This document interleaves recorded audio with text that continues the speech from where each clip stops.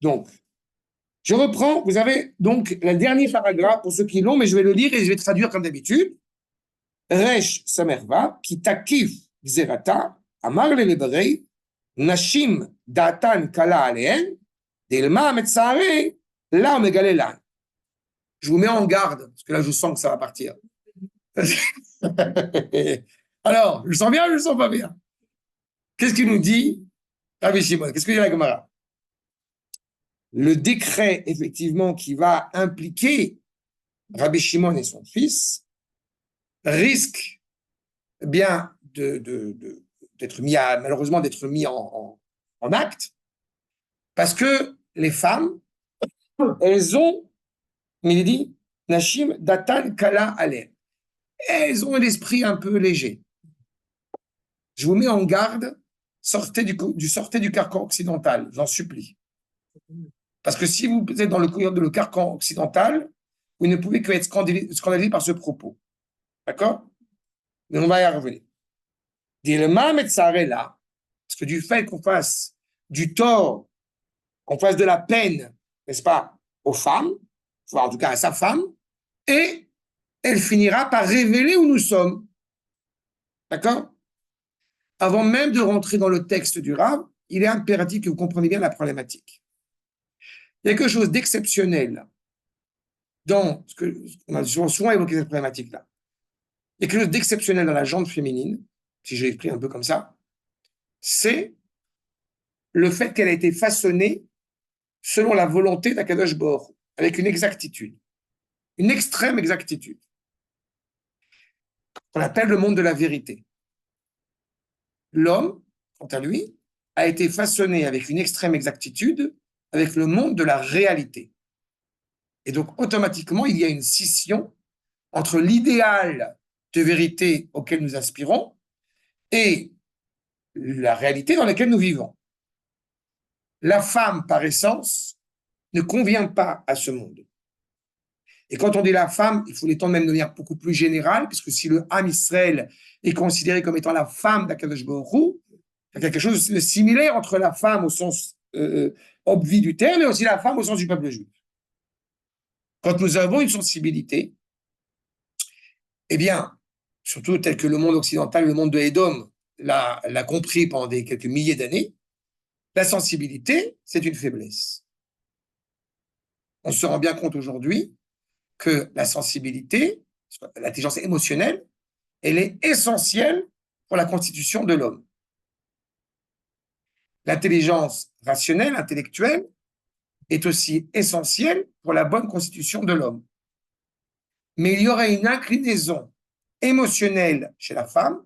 Là encore une fois, je vous en supplie, ne vous laissez pas, entendez bien ce que je dis. Ne rentrez pas dans un truc, donc la femme elle est bête et l'homme il est intelligent. C'est pas ce que j'ai dit. D'accord? J'aurais pu le contraire. Occidental, c'est ça. Oui. Non, parce que je sais, d'accord? Le fait c'est que cette réalité sensible qui est inhérente de manière générale à la dimension féminine, qui est une bonne chose, mais quand on a affaire à des pourris ou à un monde qui vit totalement le mensonge, qui vit totalement la cruauté à outrance, dans le monde dans lequel nous vivons et surtout à l'époque de Rome, cette intelligence-là, elle est mise en danger. C'est ça que Da'atan Kala. Kala, c'est pas un mépris. Il y a une certaine légèreté qui est nécessaire chez l'épouse, chez la femme, mais que dans le monde dans lequel nous vivons, eh bien, j'ai envie de dire, pas la rend caduque, c'est pas le bon terme, mais ça la rend faillible dans ce monde-là. Comme j'aime à le dire, l'homme a besoin de la femme a besoin de l'homme. L'homme a besoin de la femme pour devenir plus humain, la femme a besoin de l'homme pour mettre en pratique cet idéal auquel elle est intimement rattachée. On veut que le monde de la réalité, comme j'aime à le dire, on veut que le monde de la vérité s'inscrit dans le monde de la réalité. L'homme a plus de mitzvot, justement parce qu'il a plus de choses à réparer, à se battre pour réparer dans ce monde.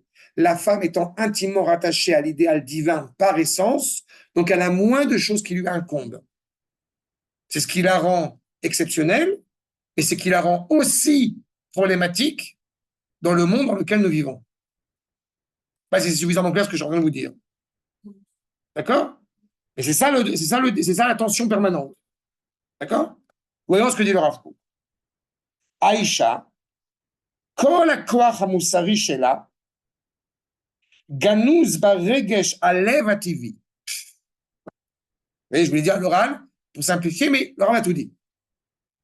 La force morale qui est inhérent à la femme est inscrite dans ce sentiment naturel.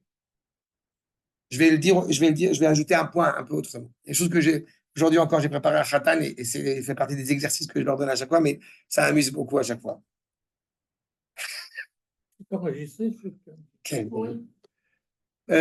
J'explique souvent au khatan ce qui n'est pas forcément, et encore plus quand c'est un garçon d'Yeshiva, ce qui n'est pas limpide pour lui.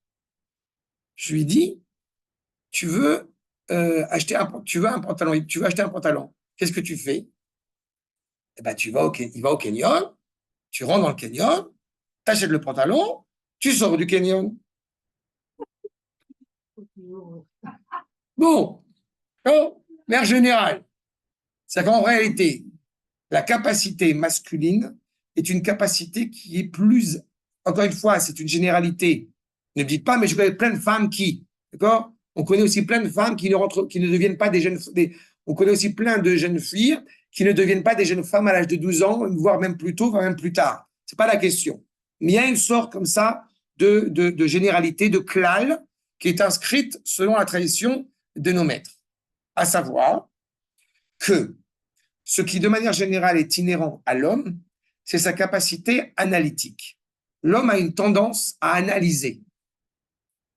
On part d'un point A, comme j'aime à le répéter, pour aller vers un point B. C'est ça qui intéresse l'homme. Quand j'ai encore pu voir le test encore aujourd'hui, ta femme te dit « j'ai mal à la tête ». Qu'est-ce que tu fais? Vraiment, voilà. La réponse de 99,99% des khatanim que j'ai préparés à leur mariage, prends un comprimé, va chez le docteur, qu'est-ce que tu veux que je fasse? Et à chaque fois, je leur explique, mais je vous promets, j'ai fait cet exercice, et Dieu sait comment j'ai préparé les khatanim, j'ai fait cet exercice maintes et maintes fois. La réponse a toujours été sensiblement la même. Et je lui ai dit, ta femme, elle n'est pas plus bête que toi. Elle n'a pas besoin que tu lui expliques quoi faire. Elle sait exactement ce qu'elle doit faire. C'est pas ce qu'elle veut en te disant qu'elle a mal à la tête. Ce qu'elle attend de toi, c'est que tu montres de l'empathie, que tu montres de l'intérêt. C'est pas? Ça veut dire que si pour l'homme, ce qui intéresse, c'est du point A pour arriver au point B, ce qui intéresse de manière générale la femme, c'est ce qui se passe entre le point A et le point B. Réponse qu'il faut dire, oh là là là là là là, ouah, ça doit faire mal, oh, ça me fait trop de la peine pour toi. Voilà ce que je dis aux khatanim. Et je leur dis surtout, sois convaincant. Oui, parce que là, pour le côté analytique, mais je suis bien placé pour en parler, Mechila. Je suis bien placé pour en parler sur ce côté analytique, face au côté, disons, un peu comme ça, un peu spirituel, ce que vous voulez. Parce que combien de fois j'ai cité cet exemple pour bien mettre les choses en relief. Mon épouse, elle a fait 2 ans au Technion en ingénierie chimique. Elle a été d'ailleurs, elle a un diplôme, elle est prof de maths. Elle est super matheuse. D'accord? Non, c'est très carré. D'accord? On fait les comptes, on fait les machins. En 2 secondes, elle a dit, tu te dois tant, tu veux machin, etc. D'accord? Vous aurez compris que moi aussi, je suis très matheux. C'est exactement l'exemple. Ma femme, elle est matheuse, elle est ashkénaze, et moi, je suis genre flou artistique, et c'est pareil. Et c'est très bien. Donc, c'est pas une question d'intelligence. C'est une question, encore une fois, du rapport à la réalité. D'accord? C'est très différent. Et c'est ce qu'il nous dit.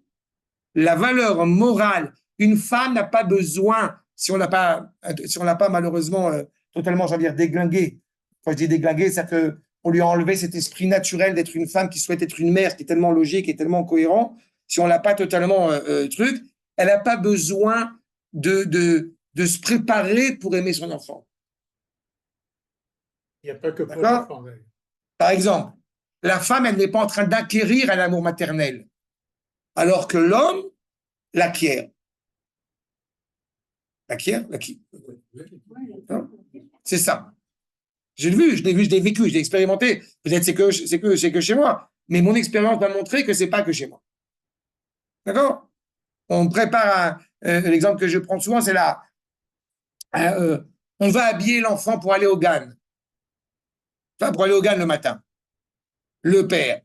Vas-y, rentre ton bras dans la manche. Ça y est, on avance. On n'a pas le temps, il faut qu'on y aille. Donc ça part en vrille, le gosse il pleure, machin, catastrophe. Bon, on apprend. La mère, elle met la manche.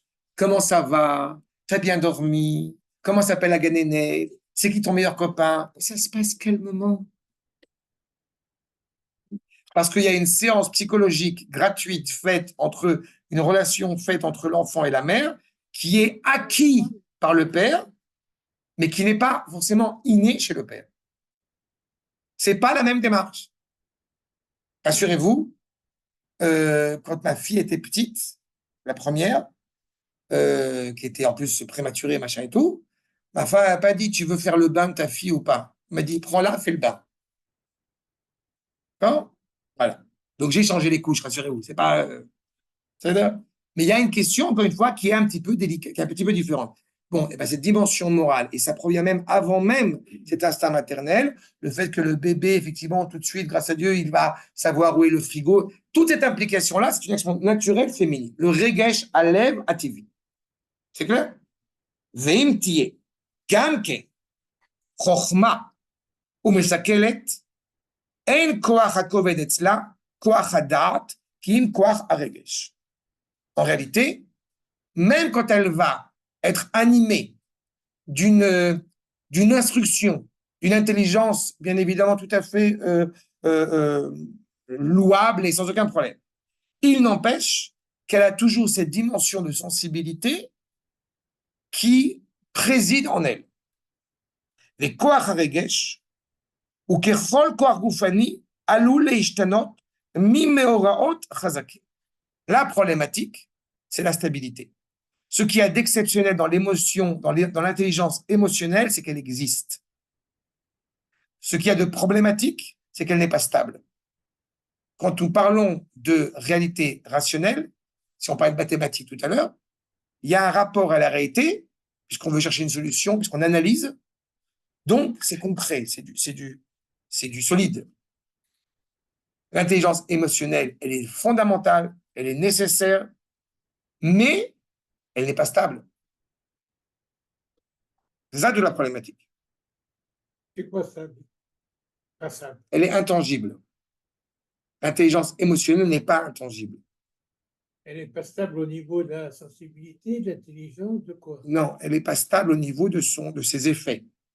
Au niveau de ses effets, au niveau de son expression.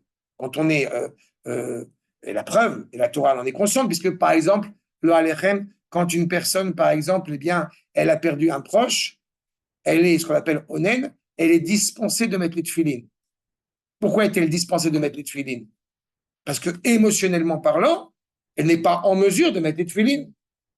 Donc on n'est pas en train d'ignorer cette dimension émotionnelle. Un jeune marié, selon la Mishnah, le soir des noces, la nuit de noces, il est dispensé de dire la lecture du schéma. Parce que la nuit de noces, il pense à autre chose que la lecture du schéma. Donc on n'est pas en train d'ignorer la réalité émotionnelle qui existe chez l'homme. Si on était des robots, que Dieu préserve, mais il n'y aurait même pas ce genre de discussion. C'est clair quand je parle de stabilité. À ce niveau-là, il y a une réalité qui n'est pas intangible. C'est muable. Et l'homme est constitué de la sorte. À chaque fois qu'il m'est arrivé d'expliquer à des gens sur la tefila, en y réfléchissant comme il se doit, c'est-à-dire on prie 3 fois par jour, c'est le même texte. On ne peut pas prétendre être la même personne le matin, le midi et le soir. Et pourtant, c'est le même texte. Oui, mais mon approche, elle va être différente. Quand je me lève le matin, quand je reviens des Milouïm, quand je suis fatigué le soir, n'importe quoi. Et pourtant, je m'arrête et je me tourne vers Akadosh Baruch Hu avec ce qui m'anime, avec cet état d'esprit. L'homme, je répète, n'est pas ni un ange tutélaire, ni un animal, ni moins un robot.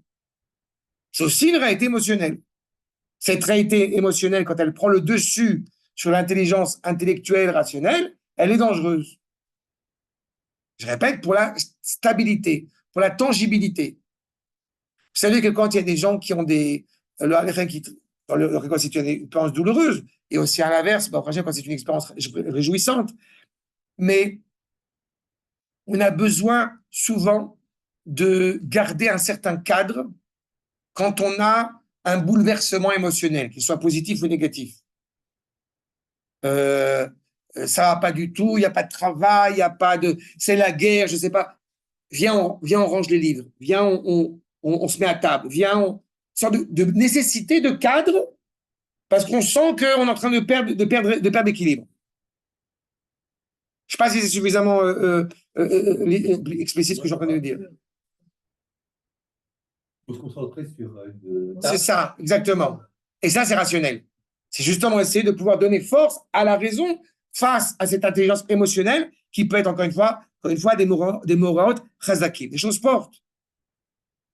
Mashimke, koach adat amufshetet, alors que l'abstraction, cette dimension justement de bien d'élévation, chez Afalpi, chez Kaché, Liknotosh, Yekavua, Bekinyan, Hazak, Banefesh, vous savez pertinemment que toutes les plus grandes idées, en particulier les idées de la Torah, sont difficiles à acquérir.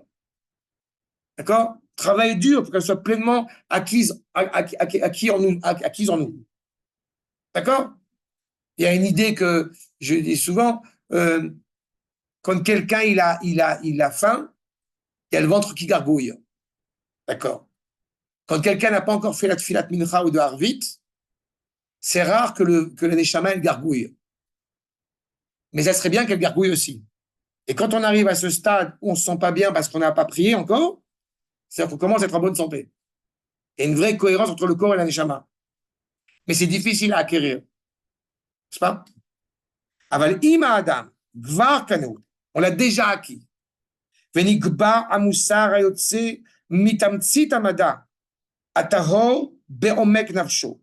On a acquis cette dimension morale, elle est inscrite en lui, avec une grande pureté. Je ne sais pas si je vais raconter cette question qui a été souvent posée depuis 1 an et demi.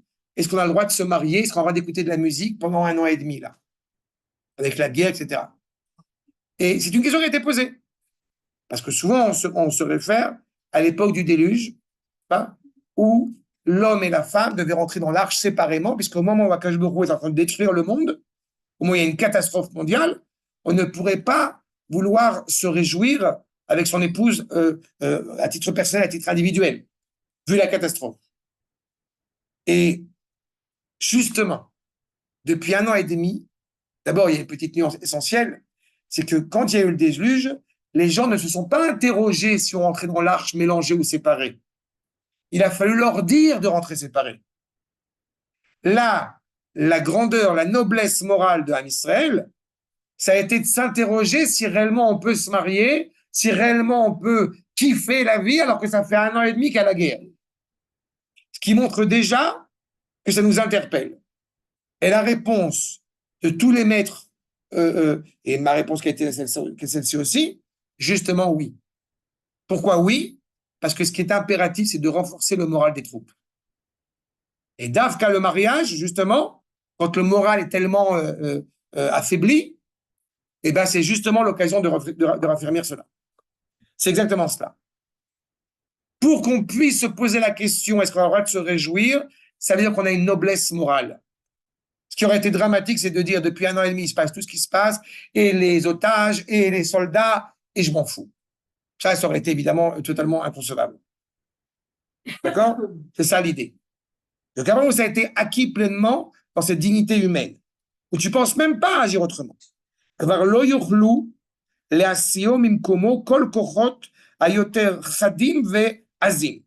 moment-là, bien évidemment, comme ça a été tellement acquis par la dignité humaine, on n'a même pas besoin de le renforcer. c'est acquis. Tu montes, tu descends, je bouge pas.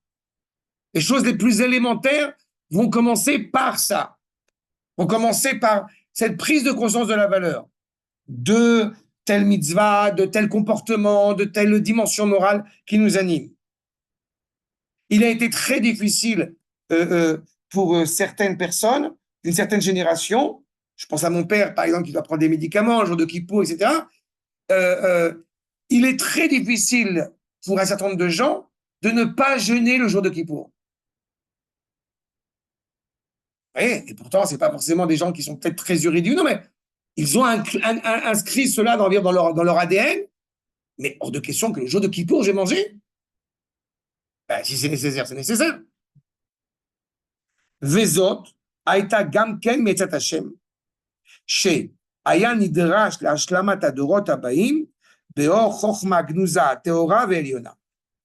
Cette réalité-là, comme je vous l'ai indiqué tout à l'heure, la volonté de Rabbi Shimon n'est pas de penser, encore une fois, à sa petite personne, parce que dans ce cas-là, il serait parti tout seul au Beth Midrash, ou il serait parti tout seul dans la grotte. Ce qui lui importe, c'est de transmettre les enseignements essentiels qu'il a reçus de son maître Rabbi Akiva à son fils pour les générations suivantes. Pour toutes les générations. Quel que soit le sort qui va m'être réservé, il faut que j'ai le temps de transmettre toute la Torah, parce que le monde tient là-dessus. Cela est donné, évidemment, sous précieux conseil d'Akadosh Baruch. Chez Loyeba, Kol Sig, Shel Hashecha Chomrit. En aucune manière, il faut qu'il y ait une scorie, un obstacle, quelque chose qui m'empêche de transmettre avec fidélité cette Torah. J'ai coutume d'expliquer que si en étudiant la Torah, on passe son temps, toutes les 5 minutes, toutes les 3, je ne sais pas, à écouter les infos, à aller au mariage de machin, il faut le minyan, vas-y, mais on ne peut pas construire, quand on est un jeune homme, on ne peut pas construire une Torah cohérente par rapport à ça. Il faut un temps où il y a une certaine cisure. Je ne dis pas à long terme, mais malgré tout, on est inscrit dans le peuple, mais il faut impérativement, on ne peut pas, encore une fois, se dire, bon, je vais étudier la Torah, je parle quand on est un jeune, qu'on construit cette Torah, okay? Et en plus, quand on va être un Talmid Chacham. On ne peut pas construire cette Torah en s'arrêtant toutes les 5 minutes pour manger un baba au rhum et un petit café, et puis après je retourne, après je vais aux toilettes, Et Dieu sait malheureusement combien dans certaines yeshivot, c'est ce qui se passe. D'accord? Vous avez des gens qui se promènent. C'est très bien, c'est très sympathique, tant mieux pour eux. Mais c'est pas comme ça qu'on construit la Torah. Il faut faire le vide autour de soi pour être concentré sur, une fois, c'est une volonté de transmettre. Alken, gamotachashecha. Et donc, on vit dans un monde, à ce moment-là, où il y a une profonde obscurité malgré tout. Donc, elle pourrait nous influencer, elle pourrait malheureusement nous toucher. Chez Tsirouf, Shlitat Aregesh, Poel, Ala Sechel, Ayatsarir, chez Yaratek Misham. Je reprends. Chez Tsirouf, Shlitat Aregesh. Comme nous vivons dans un monde, à un moment donné, où il y a une certaine forme d'obscurité, une tension perpétuelle. Je pourrais me laisser aller à. Une fois, je me permets de faire des références que vous connaissez. Il y a des otages. Donc, c'est insupportable. Donc, il faut libérer les otages. Oui, mais ça met en danger des soldats. Non, mais on s'en fout. Libère les otages. C'est une halakha, il faut libérer les otages. Il faut bien se rendre compte de ce que ça implique. C'est une halakha. Celui qui y mettrait une pensée pareille, malheureusement, il est totalement dénué de la cohérence de la Torah. Pourquoi je dis ça de manière aussi virulente? Parce que la Torah, elle ne peut pas oublier la situation dans laquelle nous sommes, mais elle ne peut pas fixer les préceptes pour cette génération et les générations à venir en fonction, je vais dire un terme qui n'est pas le bon terme, mais en fonction d'un sentimentalisme mal placé. Je sais que ce n'est pas le bon terme parce que ça serait un peu méprisant et un peu négligent à l'égard de ceux qui ont un sentiment et que du monde préserve. Ce n'est pas ça la question. Mais on réfléchit sur la cohérence, sur la vérité de la Torah. Si un combat doit être mené au nom de la Torah, même si le monde entier va à gauche et qu'on est convaincu qu'il faut aller à droite, il faut continuer à se battre et aller à droite. Ok. Pour les personnes concernées par le partage, je tiens le comportement qui est rationnel d'un point de vue bien scientifique, puisque l'important c'est le peuple. Oui, mais tu as une sensibilité, encore une fois, une mère, un père. Même si irrationnel, il n'y a pas d'explication. Bien sûr, mais tu ne peux pas. Je te dis, la Mishnah avant, tu ne peux pas. Tu ne peux pas commencer à argumenter ou à créer, encore une fois, avec quelqu'un qui n'est motivé que par l'émotion. Mais d'un autre côté, tu ne peux pas fixer la halakha selon l'émotion. Sinon, ça serait dramatique. D'accord? Il y a toujours la mère de Nachshon Waxman, Shalom, qui a dit une phrase que j'aime beaucoup à chaque fois, qui disait que il est impératif que je demande au Premier ministre de libérer mon fils, et il est impératif que le Premier ministre ne m'écoute pas. Mais il faut être Le impressionnant. Premier ministre Ne m'écoute pas. L'archon Waxman qui était otage. Il y a cette ambivalence des deux. Il faut que la mère, elle demande, c'est normal. C'est exactement la problématique. Si l'obscurité de Rome, les valeurs totalement dépravées, les valeurs, pour reprendre notre propos, de séparatisme et de mépris à l'égard de la femme ou à l'égard de l'homme, tout ce qui est diffusé là-bas, il faut absolument, pour pouvoir transmettre une Torah authentique, je me coupe d'eux. De prime abord, je vais Midrash. Foutez-moi la paix. Je suis dans la Maba. Parce que la Torah doit être transmise. Ve'alken, היו מוכרחים להתרחק לגמרי מכל חיי החברה והמשפחה. C'est pour cela qu'il va se couper de la vie sociale. En aucune manière, la tradition juive, elle prône une conception, justement, antisociale, bien au contraire. La tradition juive nécessite, par essence, la vie en société. On ne peut pas être réellement servir à Kadosh Baruch Hu si on n'aspire pas au minyan. On ne peut pas servir à Kadosh Baruch Hu si on n'aspire pas à se retrouver tout le peuple tous ensemble 3 fois par an. Donc l'idée pour un juif d'être sur une île déserte avec les pieds en éventail, mais c'est abject. Ça n'existe pas dans la conception hébraïque. Parce que justement, il m'importe constamment d'être en lien avec mon prochain pour pouvoir exprimer, vivre, agir, n'est-ce pas, dans l'amour que j'ai à l'égard de mon prochain. Comme il est dit, tu aimes ton prochain comme toi-même. Hein? C'est-à-dire notre frère juif, que parfois certains ont tendance à l'oublier, de quoi il retourne. C'est la paracha la semaine dernière, on va parler de Kedoshim. C'est de Ham Israël qu'on parle, c'est pas des goïms. Non, la pauvre, elle ne connaît pas la Torah, c'est pas grave. Avalpi, chez où Chelek Tov Meod. Pardon, je reprends que je souhaitais un mot. Donc, les gamré, Mikol Achaya, Chevra et Shpacha, on est prêt même à prendre le risque de se couper de la vie sociale, de la vie familiale. Veleitorer Gamken, Aldava Chulsha, Shiesh Beshlemut Aregesh Levado. En prenant conscience du danger d'un sentiment affaibli. Je répète, comme le sentiment à ce moment-là peut être mis à rude épreuve. Vous savez, c'est la demande de Piasetzna qui évoque l'idée de comment est-ce qu'on peut se renforcer dans la Torah quand on est dans le ghetto de Varsovie. C'est compliqué. Et il faut une force pour arriver à faire ça. Donc parfois, ça nécessite de se mettre en retrait, encore une fois, pour pouvoir continuer malgré tout à perdurer la vitalité de cette Torah. Afalpi, même si, vous voyez, Afalpi, Shuchelek Tov Meod. Que Dieu nous en préserve, qu'on soit des gens indifférents, adish, on dit. Que Dieu nous en préserve de ne pas avoir une émotion. Pas. Par contre, souvent, quand je raconte des histoires de nos héros, nos authentiques héros, de ces juifs qui sont tombés à mes enfants, quelque chose qui me paraît important dans les valeurs que je veux transmettre à mes enfants, ils finissent par se moquer de moi parce que je dis une phrase, 2 phrases, et je dis « Vezéo ». Pourquoi Vezéo? Parce qu'ils savent que dans 2 secondes, je me mets à pleurer. Donc, alors, je vais vous raconter l'histoire de ce soldat. Je commence. Vezéo. Évidemment, quelque chose de positif. Mais je suis fier d'avoir cette sensibilité-là. Je ne serais pas normal sinon. Michol Makom. Allo, ota hashpa'a she'da'at mukhacha liot kala במקום שהרגש נותן את כוח כבודו. Là où justement il est important que malgré tout la force rationnelle la force de l'esprit, elle prenne le dessus sur ce sentiment, comme je l'ai dit, qui a été affaibli ou qui veut l'affaiblir. Elle doit malheureusement cesser totalement.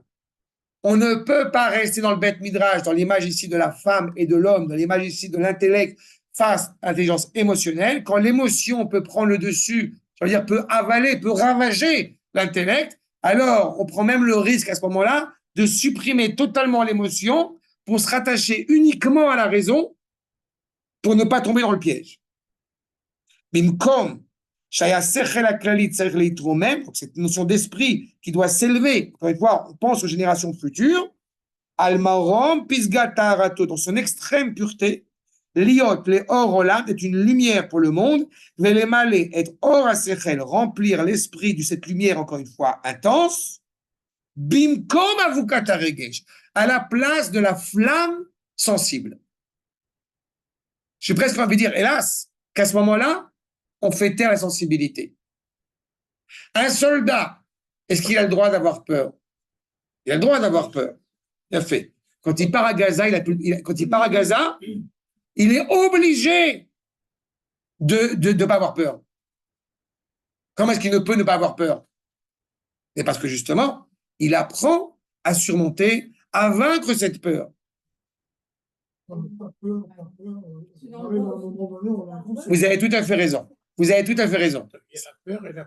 Vous avez tout à fait raison. Et ça, c'est tout un terme en hébreu, entre ira, entre pachal. Mais il est certain que si l'homme est bloqué, il est congelé sur place, d'accord? On n'a pas le choix. À mon petit niveau, parce que je parle des soldats, quand j'ai fait le cours aujourd'hui, alors que bon, j'ai de l'expérience, ça fait des années que j'enseigne, etc.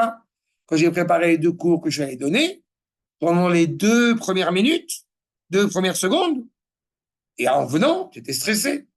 Parce qu'il y a le directeur qui est là, le Rosh Hashiva qui est là, à me regarder, est-ce que je suis à la hauteur?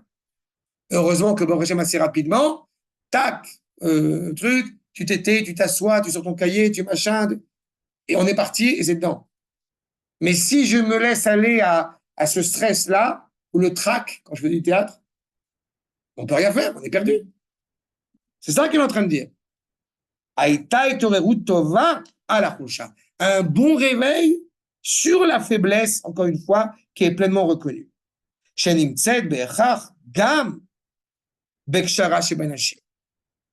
Même la plus pieuse des épouses, même la meilleure des femmes qui puisse être, il est certain que dans des moments d'une extrême tension, c'est pas si évident que ça. C'est pas si évident de surmonter cette faiblesse, cette émotion. Je peux vous livrer un détail très personnel. Quand au bout de 4 ans, on n'avait pas d'enfant, et que mon épouse, pour le coup, je dis ça vraiment avec beaucoup vraiment d'affection et d'émotion, mon épouse me dit, viens, on divorce.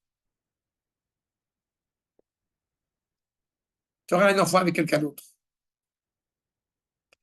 Aux yeux de mon beau-père, j'ai eu une réponse géniale. La preuve, c'est que je suis encore marié. J'ai dit, non, non, non, c'est avec toi que je veux un enfant. J'ai pas lâché l'affaire. Oui, après, j'ai tant qu'à faire.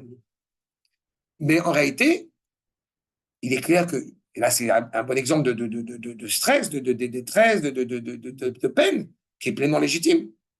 On est tous peinés quand on n'a pas d'enfants, qu'on veut des enfants, évidemment. Mais arriver à surmonter cela. Non, on y va, on avance. Cette notion-là, c'est ce qu'il est en train de nous dire. D'accord?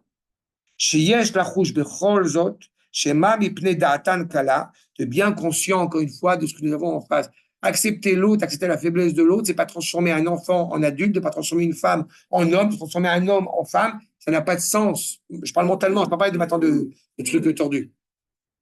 Delma, Metzarela, Omegalin. Et donc, évidemment, si on va faire souffrir, on va mettre la femme dans une extrême tension, automatiquement, elle va révéler, et c'est pas que pour lui, ça va être dangereux, c'est pour toute la Torah qui va se poursuivre.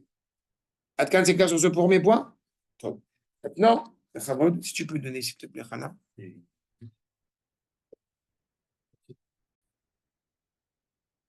Azlou, Tashu b'me'arta.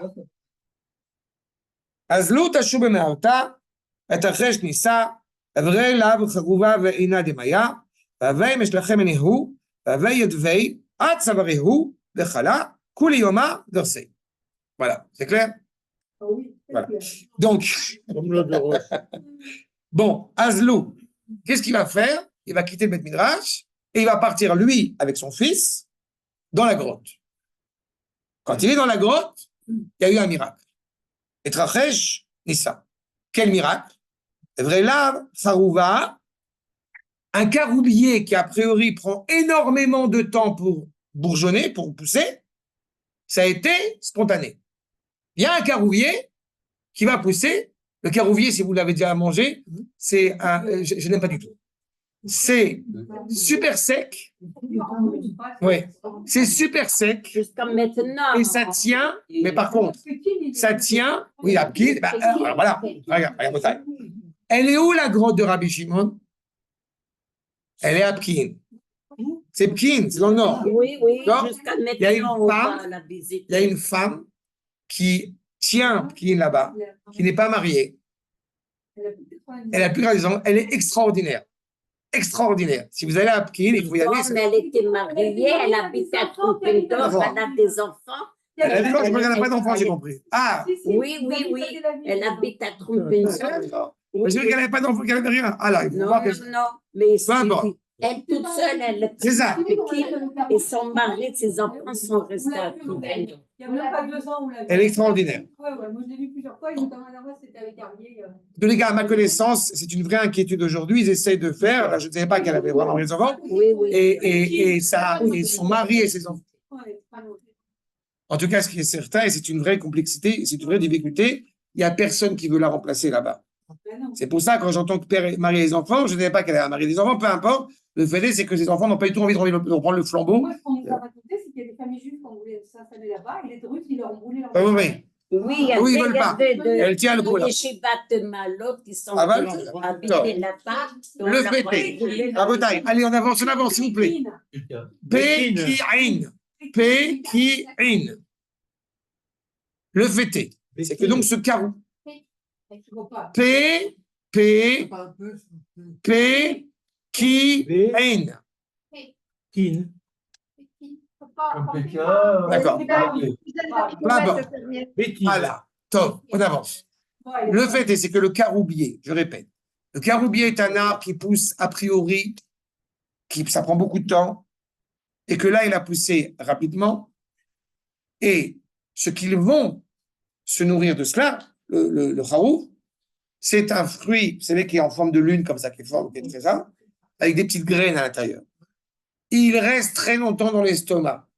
Apparemment, c'est très bon pour la santé. Et beaucoup de gens font des bonbons de caroube, etc. C'est pas les caroubes. D'accord? Oui. Et le fait est, c'est ce qui est poussé d'un seul coup. Metsuya. Et une source d'eau, Veina de Maya, une source d'eau qui est là, qui a commencé à donner de l'eau, grâce à cela, bien évidemment. Pendant la période où ils vont être dans la grotte, ils vont pouvoir se sustenter, manger et boire. Là où et donc, effectivement, tout cela leur a été donné, mais il se trouve que pendant la journée, c'est-à-dire, quand ils faisaient la prière, alors ils portaient leurs vêtements. Une fois qu'ils ont fini de prier, ils plient les vêtements, ils les mettent de côté et ils se rendent totalement dans le sable. D'accord? Dans la terre, quoi, dans le sable. Ils sont jusqu'au cou. D'accord? Jusqu'au cou, ils sont quand même dans le sable. Et Rabbi Shimon, il enseigne à son fils Rabbi Elazar. Et donc, Koulei Yoma, Gersei. Qu'est-ce qu'ils font toute la journée? Ils étudient la Torah. La question que tu me demandes déjà, je te promets que je vais y répondre. D'accord? À savoir, pourquoi est-ce qu'ils font ça? L'athlète. Poursuivons. Il ne faut pas éviter la question. Keshe Igiou les marrons. Donc, quand ils sont arrivés, bien évidemment, au summum, à la quintessence de cette élévation de cette intelligence spirituelle. On est dans la grotte. Là, on n'est plus dans le Beth Midrash où il y a malgré tout, on met même de l'eau, du pain, etc. C'est fini. Ils se sont coupés du monde totalement. Pendant combien de temps? Pour le moment, eux-mêmes ne le savent pas. Il y aura de mémoire. Bah oui, Oui, bien oui. sûr, il a ramené quelqu'un avec Mais lui. c'est Rabbi Shimon, on parle. Il a ramené avec lui. Mais c'est Rabbi Shimon. Il On a parle pas pas. Tertel, là, dans sa cave, dis-moi. Hein. Oui, non. Si le Rav Tertel, il fait ce qu'il fait, tu comprends que Rabbi Shimon, Oui. avec tout le respect que j'ai pour le Rav Tertel, mais on parle de l'élève numéro 1 de Rabbi Akiva. Pendant 12 ans, qu'est-ce qu'on a étudié? Le Zohar. Ah, il est là, le Zohar. Il est dans la tête du Rabbi Shimon. D'accord? Ita'alut sikhlit. On est au summum. Ils sont coupés du monde et de toutes les influences qui peuvent arriver de l'extérieur. Kvar lo hayta zviva shebevet hamidrash mekabelet leumat hazohar hagadol shel merkarehem veteotehem hanesod. Même le Bet Midrash, il est trop petit pour accueillir la grandeur de la Torah de Rabbi Shimon à ce moment-là. D'accord? On est au-dessus. On s'est déconnecté du temps, on s'est déconnecté de l'espace. Un don de soi, bien évidemment, tellement exceptionnel qui va justifier ces miracles qui apparaissent. Atsat Hashem Aïta, hôte, à tel point que donc le conseil, là, le précieux conseil d'Akadosh Baruch Hu, était un signe, Shachevra Amedinit, Kula Titrachek Mehen. Tout ce qui concerne l'entité politique, la vie de la cité, à ce moment-là, l'aurait profondément éloigné. Comprenez bien que un petit détail que j'ai coutume d'expliquer aussi, de rappeler, dans le traité de Avodah Zarah, si je vous remets un petit peu en arrière une seconde, dans le traité de Avodah Zarah, nous assistons à la même histoire, quoi penser des actes des Romains. D'accord? Même considération, même réponse, là-bas aussi.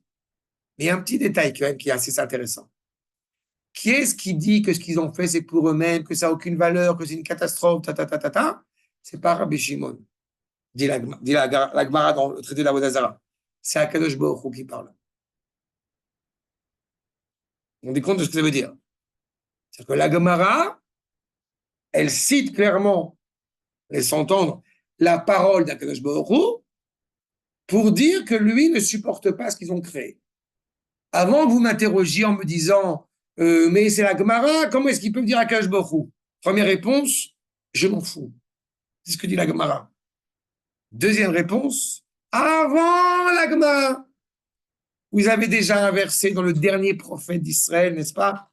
Le prophète Malachi, où Akadosh Baruch Hu dit Saneti et Edom. Il ne supporte pas Edom.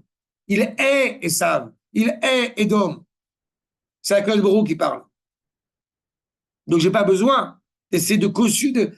Mais pourquoi la Gemara? Il n'évoque ça. On a déjà dans le Tanakh. Ça ne fait que ratifier ce que nous savons déjà. Mais ce qui est intéressant, c'est que dans cette compréhension de la Gemara, c'est que Rabbi Shimon, on va dire, a pensé à Kadosh Baruch Hu, a pleinement compris la parole d'Akadosh Baruch Hu. Et donc, il était nécessaire à ce moment-là, bien évidemment, qu'il soit totalement éloigné de la cité, de la vie politique. Mipnei shem italu arbe meod. Ils se sont tellement élevés, bechol daken, ou me'of higionam, de toute logique, de toute cohérence possible. Tout de suite, vous êtes interrogé, pourquoi ils ont besoin de se déshabiller? Pourquoi ils ont besoin de se rentrer dans le sable? Pourquoi est-ce qu'ils ont de prier? Pourquoi ils ont besoin de s'habiller pour prier? Ça, c'est plus facile à répondre. Mais toute cette démarche-là, le fait de partir dans la grotte, c'est ce qu'on est en train de nous expliquer. Ils vont trouver la vérité profonde, ils sont animés par cette vérité profonde, et c'est uniquement dans la grotte qu'ils vont pouvoir justement bien l'exprimer pleinement. Ça vous rappelle quelque chose? Il y a fait Méod. Sauf que c'est exactement l'antithèse. C'est exactement l'inverse. À Platon. C'est intéressant, parce que c'est exactement l'antithèse. Eux, ils connaissent, oui, mais eux, ils sont convaincus qu'ils ne voient que les ombres, et donc le mensonge est dans la caverne, et que pour pouvoir voir la vérité, il faut sortir, être aveuglé par elle, alors que Rabbi Shimon, il est animé par la vérité, seulement à ce moment-là, a priori, il n'y a que la caverne qui peut l'accueillir, cette vérité. Alors que le monde extérieur, malheureusement, ne peut pas accueillir cette vérité. Et j'ajouterai, en mon nom propre, que pour ma part, je défends cette thèse qu'en réalité, ni Rabbi Shimon, ni Rabbi Elazar, que je veux dire, c'est une image, comprenez-le bien, ils ne sont pas dans la grotte. C'est nous qui sommes dans la grotte pendant 2000 ans. Rabbi Shimon et Rabbi Elazar, ils sont dans une autre sphère. Le monde de la vérité, pour le coup. Qui a répondu à la question que je ne pose pas. Parce que Actuellement en Israël, on restaure des vestiges d'époque humaine.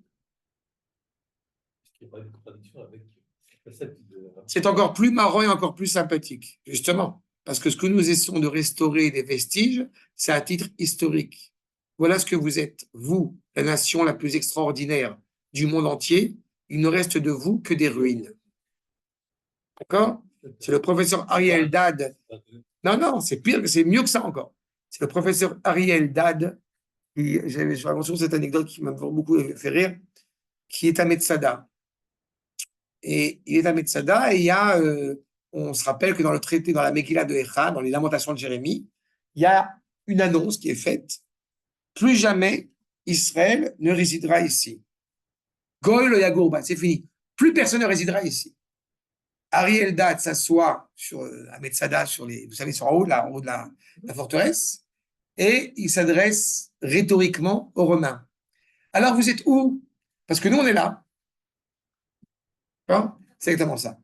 Qu'est-ce qui reste d'eux? Des ruines. Alors que nous, justement, ce n'est pas des vestiges. Notre objectif, comme tu le sais, puisqu'on parlait de l'agneau qu'on a rentré à Pessar Sheni, Baruch Hashem, sur le mont du Temple, nous, c'est bien vivant. Nous, on veut, Baruch Hashem, justement, transformer cette mosquée, cette mosquée en vestige. c'est nous qui étions dans la grotte et pas lui. On peut penser que la grotte où ils étaient Rabbi Shimon, c'est comme Moshe Rabbeinu était dans la grotte avec par la Hashem. Non, oui, tu peux donner un sens, mais les Chachamim ne vont pas dans ce sens-là. Ils vont dans une autre dimension, mais tu peux lui donner un sens comme cela. Mais tu vois, sur le Ramchal, il met un parallèle entre Noach dans l'arche et Rabbi Shimon dans la grotte. Bon, ça reste dans cette idée justement il faut donner cette vitalité. C'est ça, à ce moment-là, Ken, pour Rabbi Shimon. Parce que l'unité est impossible. Parce que l'unité est impossible. Je ne vais pas aller trop vite. C'est-à-dire que Rabbi Shimon, en vérité, il n'était pas dans la grotte, c'est nous qui sommes dans la grotte. Oui, mais c'est une image. C'est normal parce que Psychologiquement parlant. Pas d'être isolé, on n'a pas. Non, tu n'as pas compris l'image. David. Oui. Développe ton image. C'est nous qui sommes dans la grotte. Nous vivons une réalité, encore une fois, malheureusement, qui est en contradiction avec le monde de la vérité. D'accord? Quand nous vivons cette réalité-là, alors automatiquement, on vit ce que l'appelle une réalité mensongère. On ne vit pas le monde tel que Akash Baruch Hu l'a façonné d'un point de vue idéal, d'un point de vue optimal. Rabbi Shimon, il est, comme je le dis, dans une autre sphère, dans un autre monde. Le monde authentique, le monde où la vérité est réelle. Je ne sais pas comment dire plus clair que ça. C'est pour ça que j'utilise cette image de dire on vit un monde, et encore plus quand on vit dans un monde, hélas, parfois le monde occidental, où le paraître, n'est-ce pas, prend le pas sur l'être, et donc on est en plein dans cette grotte. La grotte au sens platonicien du terme. Mais ce que nous préconisons, c'est justement on n'est pas, au Hashem, des élèves de Platon. On est des élèves de Rabbi Akiva, des élèves de Rabbi Shimon. D'accord? Donc, Alken, Tashu Bemearta. Ils vont partir dans la grotte. Comme Shamon Achaim. Vous voyez, c'est ça qu'on veut dire. Comme Shamon Achaim. Im Kol Dininotem. Lo Yechlu Lagia Lahem. Leafria Miromemutam Anisgeva. Ils vont aller dans un endroit où, on va dire, où l'imaginaire, où le smartphone, où la mode, où qu'est-ce qu'il a dit lui, et Snapchat, et ils n'ont pas de place. Foutez-moi la paix. Ne me dérangez pas dans la dimension extraordinaire de Torah que je suis en train de transmettre à mon fils pour les générations. Ce n'est pas le moment. Et je répète, c'est fondamentalement nécessaire. J'ai installé WhatsApp sur mon ordinateur.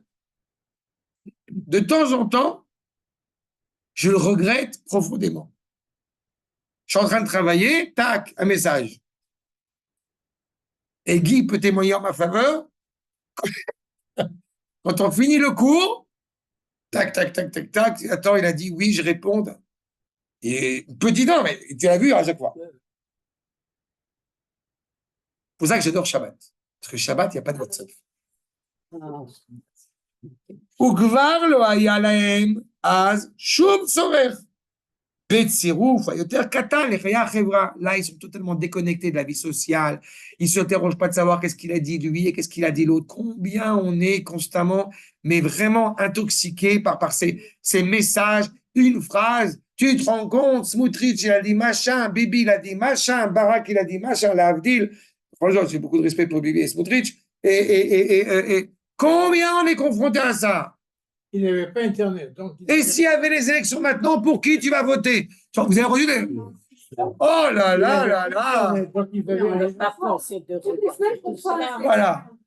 Pour qui tu voterais maintenant? Je réponds même. Mais on n'est pas forcé de regarder. Je t'appelle. Tu as 2 minutes, s'il te plaît, je fais un sondage. Qu'est-ce que tu penses de... Non, j'ai pas... Avant, j'étais gentil parce que je sais que c'est des étudiants. Ça y est. Non, j'ai pas 2 minutes. Merci. Au revoir. Oui. C'est exactement ça. On se coupe à ce moment-là totalement du moindre petit détail de la vie sociale. Je vous dis pas que c'est l'idée que je prône, mais quand j'étais à la Yeshiva, je me rappelle, quand j'étais beau, jeune et sympathique, eh ben, il y avait mon copain à moi qui me disait à quoi ça sert de voir les infos? Parce que de toute façon, ça va mal. Pourquoi? Parce qu'il y a le Beth Amikdash. Donc, ça va plus mal, moins mal, ça va mal de toute façon. Je ne vous dis pas que je prône cette idée-là. Mais c'est certain que si en voyant les infos, je finis après ma journée en dépression, non, ça sert à rien. Ça n'a aucune utilité. Moi, je commence ma journée en pleurant. C'est ça, Parce que voilà. vraiment, c'est- C'est ça. Oui, mais c'est dangereux. Quand j'allume la radio. C'est dangereux. Tu comprends que c'est dangereux. C'est important. C'est évidemment important. La semaine dernière et la semaine d'avant, ça m'a fait du marché quand j'allumais la radio le matin, ça commençait comme ça et en avant. Et c'est ça. Mais quand on doit transmettre, encore une fois, je répète, la Torah pour les générations à venir, on ne peut pas se laisser aller. Ça va être terrible. Donc, on se coupe totalement. שלא הייתה יכולה כלל לצאת זכאית במשפטם, הנשא והנשגב, מצד התביעות המוסריות, השכליות היותר עליונות. À la réalité, ils se coupent du monde et le monde ne peut pas faire autrement que de se couper d'eux. Parce qu'il y a une telle exigence morale de la part de Rabbi Shimon et de la part de Rabbi Elazar à ce moment-là, que si effectivement le monde, vu cette déchéance morale, s'était rattaché à eux, mais ça aurait été fatal. Donc, c'est nécessaire, cette cisure aussi. Chana parle de Moshe tout à l'heure. Moshe Rabbeinu, quand il va finir par être tellement rattaché à Kosh Baruch pour la Torah, il s'est séparé de sa femme. C'est pas? Ce n'est pas une halakha pour le peuple. Mais pour Moshe, c'était inévitable. Parce qu'il est totalement animé, investi de cette mission d'arriver à transmettre l'absolu au peuple juif. Alken, Aïta Parnasatam, Davka Lidenes. Donc, puisque le monde de la nature n'a plus d'emprise sur eux, puisqu'ils sont totalement déconnectés, entre guillemets, de la nature, donc, il est évident qu'à ce moment-là, un miracle apparaît. Umilan Charouv, Shetrunat Matko Baolam Bagvar Alidda'a Miyushevet Shel Ahavat Haklal, parce que ce qui, quand même, est, on l'a dit, le caroubier, ça lui prend beaucoup de temps pour pousser. Prenez le sens de beaucoup de temps comme, je veux dire, dimension, j'ai envie de dire, synonymique de maturité. Il faut du temps, il faut de l'investissement pour que le caroub il grandisse et il donne ses fruits. De la même manière qu'il faut être suffisamment, entre guillemets, stable et installé dans sa tête pour réellement être animé de Ahavat Israël, d'amour profond d'Israël. On est jeune, on est fougueux. On vient de se marier, push, push, push, push, push, push, push, push, mon amour, bouboune, bobonne, mon petit chou d'orge, ma petite sucrerie. Tu vois? 10 ans, 20 ans, 30 ans, 40 ans, 50 ans de mariage, Je suis navré de vous décevoir, je n'appelle pas ma femme ma petite sucrerie. Qui ne veut pas dire que je n'aime pas mon épouse. Je donne un autre nom. D'accord? Je faisais l'histoire avec le. D'accord. Moi, je dis mon oxygène. D'accord? Mais encore une fois, on sait que de planter un caroubier, ça peut prendre 70 ans. Les pères plantent le caroubier pour les générations suivantes. Beofen Moussari Elion. Encore une fois, la dimension morale. Je construis pour mes enfants. Donc, il y a une dimension morale supérieure. Betor Chova, chez la Yosher Amuskal, on est droit, on est cohérent, on construit, on investit. Lintoa, Bejvil, Shienu, Adorot, Abaim. Je ne construis pas pour moi maintenant. Je construis pour la génération suivante qui vont en profiter. Qui achei dentel et avati, que on plantait mes pères. Alken, ou yoter karov, la sichliut anoset, shel gdolé olam. C'est pour ça qu'encore une fois, c'est pas n'importe quel arbre qui a poussé, c'est un caroube. Parce qu'il y a cette idée, encore une fois, qui est rattachée aux grands de ce monde, qui englobe en eux toute la valeur et le sens de l'histoire dans lequel ils sont installés, dans lequel ils sont inscrits. C'est où? C'est pas où. Ah. C'est peut-être à Mikvé, c'est peut-être à Tel Aviv que. C'est ça. Amekaplim et Atova Ayoter Eliona, encore une fois, le bien supérieur, extraordinaire, moral, Shel Adorot, Veazmanim, Beskiratam Eliona, Veakedosha. D'accord? Quel était la vie? Achat. Le fait est, c'est que donc, ils sont profondément comme le caroube qui demande des années et un investissement pour les générations à venir à être planté. De la même manière, les grands de ce monde, c'est pas un hasard. C'est pas un hasard si on les appelle Yechides Goula. Pourquoi Yechides Goula? Ce sont des êtres uniques à part entière qui portent en eux tout le trésor que représente Israël. Vous avez comme ça des mecs qui sont totalement investis, évidemment le cas de Rabbi Shimon, qui sont totalement investis dans la destinée du peuple juif. Animé par la moralité extraordinaire, animé par la sainteté extraordinaire, c'est ça. Donc, le miracle arrive et il convient à celui à qui ça arrive. N'oubliez jamais un détail, c'est que la tradition juive ne fonde pas l'essence même de son identité sur le miracle. Si le miracle arrive, c'est qu'il est nécessaire parce que le monde de la nature ne peut plus subvenir à cela. C'est ce qui s'est passé. V est la source d'eau, Maya, Miateva Beatzmo, la nature, encore une fois profonde, Befoal, Eloebanes, donc ce miracle qui apparaît, Betachlita Zikouk, ce qu'on a besoin, Be'efes Shlita Shel Maase Ish, Akrucha Beize, Arshacha Vegasut Asechel Achomri, Afilu Bechol Dehu. La vertu de ce puits, la vertu de cette source d'eau, ne pouvait arriver réellement à seulement celui qui est déconnecté totalement de la compréhension rationnelle. On est au-delà de ça. Je me permets de vous rappeler quand même que ce qu'on appelle le Mekoubal, puisqu'on est quand même chez Rabbi Shimon, ce qu'on appelle le Mekoubal, il ne faut jamais oublier que le Mekoubal n'est pas un kabbaliste. Le Mekoubal, c'est quelqu'un qui souhaite arriver à reformuler l'expérience prophétique à travers son étude. Je veux être intégré au club. Ce que recherche, c'est son nom qui l'indique, mais Kouba, c'est un passif. Je veux être reçu où? Là-bas. Le kabbaliste, qu'est-ce qui l'intéresse? C'est moi. Je veux être inspiré par la mystique.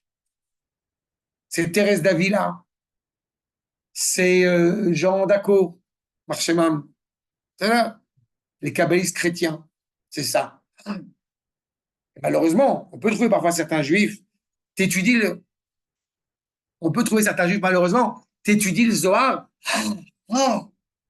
centre de Kabbalah. C'est du grand n'importe quoi. Ce qu'on étudie, c'est pas ça. Ce qu'on étudie, c'est la volonté de retrouver encore une fois justement l'expérience de l'absolu, l'expérience de la prophétie, et donc pour cela, il faut s'y préparer. C'est pour ça que Rabbi Shimon n'est pas n'importe qui, à travers justement cette étude. Donc celui qui a encore quelques scories, quelques obstacles, quelques obscurités, je sais pas comment le traduire, eh bien, dans sa tête, il ne peut pas recevoir cette source d'eau inépuisable.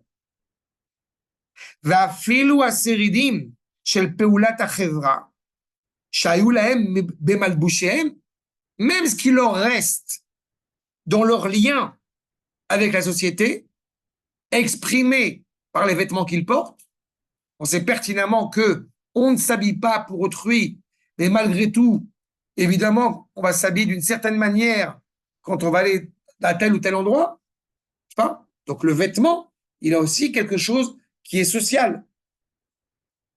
Souvent, je raconte que on voit des soldats qui, en civil, parlent d'une certaine manière, se comportent d'une certaine manière, puis soudain, ils portent un uniforme et ils deviennent ou profondément élevés, profondément responsables, ou qu'à Dieu ne plaise, profondément grossiers, vulgaires, dénués de responsabilité. Il a mis une chemise et un dagmar de l'armée. Qu'est-ce que ça a changé? Eh bien, ça change. C'est exactement cela. Même les résidus, les derniers restes, chez le Peulat Achevra Shayou Lahem Bemalbusham, qu'ils portaient avec les vêtements qu'ils mettaient.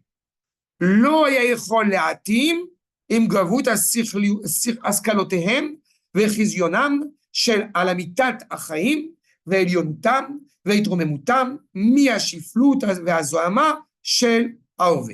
Même les vêtements ne pouvaient suffire, ne pouvaient contenter leur esprit profondément éclairé, leur vision sur la vérité absolue, suprême de cet élan vital, de leur élévation face à la bassesse, l'humiliation du monde du présent dans lequel nous sommes à ce moment-là. Pourquoi j'ai dit tout à l'heure, nous sommes dans la grotte et je le vis vraiment, même à un peu petit niveau, je le vis tous les jours, peut-être pas tous les jours, mais quand on a des expériences, des épreuves dans sa vie, on a le sentiment de se dire, ça y est, on est foutu. Et il ne peut rien se passer. Et à chaque fois, je veux dire, je me rationalise, tu te calmes, c'est toi le maître à bord, il y a Akadosh Baruch Hu. Quand on est convaincu qu'il n'y a plus rien à faire, c'est à ce moment-là où on se rend compte qu'il y a encore beaucoup de choses à faire. Mais ce n'est pas évident à gérer. Tu vois? Mais Rabbi Shimon, il n'est plus là-bas. Donc, automatiquement, il n'est plus dans le présent. Il est dans l'absolu. Vous vous rappelez quand j'avais expliqué à l'approche à Pessah que les maîtres qui sont en train de raconter la sortie d'Égypte pendant toute la nuit et qui n'ont pas vu qu'il était temps de dire la lecture du schéma, il n'y a plus de scission entre le jour et la nuit pour Rabbi Akiva et ses comparses. Ils sont tous dans un jour très, très long. Quand Abraham il va monter avec Yitzhak sur le mont Moria pour faire la ligature, pour faire la Hakeda, ils sont tous les deux ensemble avec Akadosh Baruch Hu. Ils sont dans l'absolu. Il n'y a plus de ce monde-ci et le monde suivant. Il y a un seul monde, lumineux, de la vérité. C'est là où ils sont.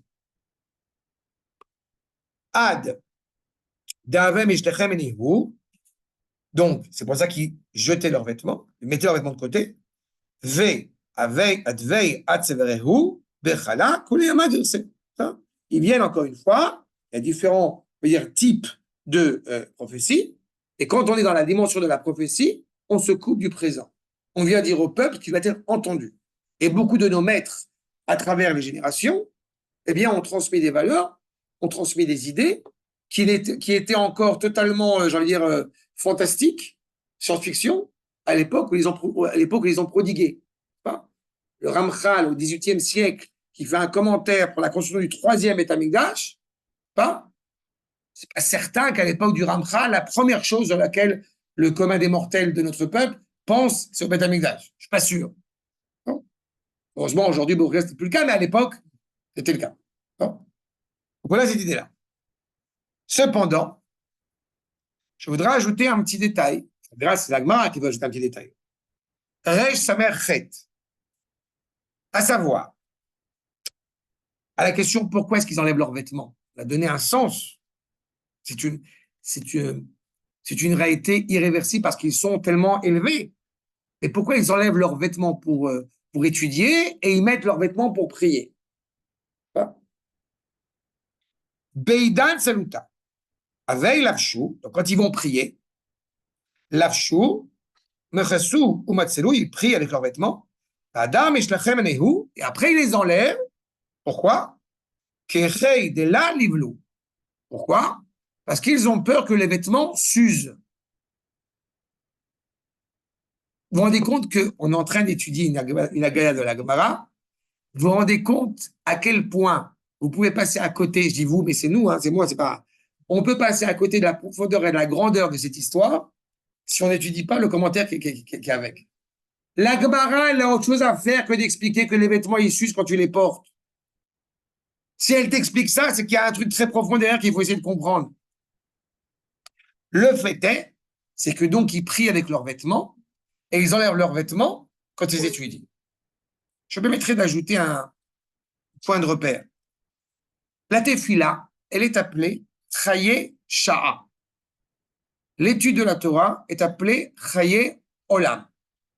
Quand tu vas prier, tu t'occupes des problèmes actuels, des problèmes contemporains, avec un espoir, avec une demande, aussi envers Akadosh Baruch Hu, que ça aille mieux, etc. Mais tu parles de réalité, encore une fois, ponctuelle, dans le temps. Quand tu dis la Torah, tu te rattaches à l'éternité.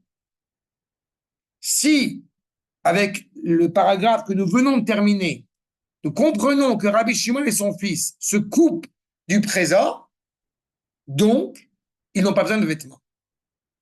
Ils ont besoin de vêtements quand ils vont se préoccuper du temps présent, c'est-à-dire la tefila. D'accord? Et évidemment, on peut tout de suite imputer au fait que d'étudier de manière dénudée ne serait pas respectable pour l'étude de la Torah. Donc, il s'adresse à Hachem, alors que dans l'étude, il s'adresse à eux-mêmes. Il ne s'adresse pas à Hachem dans l'étude. oui, mais dans l'étude, c'est Akash Baruch qui leur parle. C'est pour ça que c'est pas respectueux. On te dit que quand tu pries, tu te tournes vers Akash Baruch, quand tu étudies, Akash Baruch, il te parle. Donc, malgré tout, ils ne sont pas en train d'étudier dénudés. Ils sont en train d'étudier avec la tête, avec le corps tout entier dans le sable. Il n'y a que la tête qui est dehors. D'accord? De la même manière que quand on doit faire une bénédiction, là, pour le coup, les femmes comme les hommes, quand on doit faire une bénédiction dans le mikvé, eh bien, nos maîtres nous enseignent dans la Gemara, dans Rachot notamment, qu'est-ce qu'on fait? On bouge l'eau. Pourquoi on bouge l'eau? Pour pas voir, encore une fois, les éléments de la pudeur. D'accord? Et là, ils sont dans le sable carrément. Maintenant, Resh Samer Chet. Le poursuivant. Atfila, Yeshla, Imaregesh, Gvaresek. La tefila, comme elle est appelée, le travail sur le cœur. Quand on étudie, quand on prie, il est évident que on a une influence sur notre sensibilité, sur notre cœur. Comme je le disais tout à l'heure, quand on va prier Shacharit, Mincha et Arvit, eh bien, on n'est pas la même personne tous les jours, alors c'est le même texte. Pourquoi? Parce que mentalement, physiquement, psychologiquement, on n'est pas la même personne. Ce n'est pas un hasard si nos maîtres se préparaient, tel que dit le Shulchan Aruch, 1 heure avant la tefila, pour pouvoir prier comme il se doit. On va rencontrer Akadosh Baruch Hu. Donc il y a une vraie élévation. Mais il est clair qu'on est en train de parler à un sentiment qu'on a. Ou mimeile, est-ce que gam ken yachas, el achaim achevrutim. Et donc automatiquement on parle du regesh, donc on est aussi dans la vie sociale. Alken, rak az, et uniquement à ce moment-là, ayu yecholim lefi rov ma'amadam, leishtamesh b'maaseh yedei adam. À ce moment-là, comme on met en évidence une vie sociale, alors c'est à ce moment-là où on va utiliser ce qui est fabriqué par l'homme, qui a un sens, encore une fois, dans mon rapport à la terre, dans mon rapport au concret, à la matière, donc le vêtement. Vetevoat haoshet hamaasit, sheitila achevra, donc la récolte, ce qui a été façonné, l'industrie, n'est-ce pas?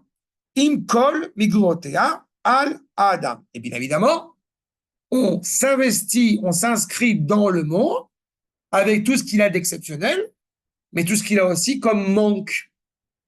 Puisque la réalité matérielle, ce qui est quand même inhérent à elle, c'est qu'elle n'est pas complète, elle n'est pas absolue. N'est-ce pas? Retenons toujours que la matière en tant que telle, eh bien, le fait qu'elle ne soit pas absolue n'est pas une malédiction du projet divin. Pas? Vous avez toujours en tête que quand Akadosh Baruch Hu a façonné le monde, il l'a créé avec justement Tohu, une réalité d'interrogation, et que l'homme, par son développement, va pouvoir s'exprimer, se compléter, s'accomplir, pour, j'ai envie de dire, compléter ce manque. D'accord? Donc, Atzarir leizakek kolkar lechaesha. C'est une controverse entre le Rambam et le Ramban, si la prière, elle est d'Oraïta ou des Rabbanan. Est-ce qu'on a besoin de prier parce que, eh bien, on a besoin de se tourner vers Akadosh Baruch Hu, pour lui dire à Akadosh Baruch Hu, je t'aime, je te kiffe, je vais être avec toi, ou on a besoin de se tourner vers Akadosh Baruch Hu parce qu'il pleut pas, parce qu'il a besoin d'une voiture. D'accord? Donc, ce qu'il en demeure pas moins de toute façon, c'est qu'on est dans le concret, dans le ponctuel. D'accord? Un enfant, comme vous le savez, a besoin de montrer son dessin à son père ou à sa mère quand il revient du GAN.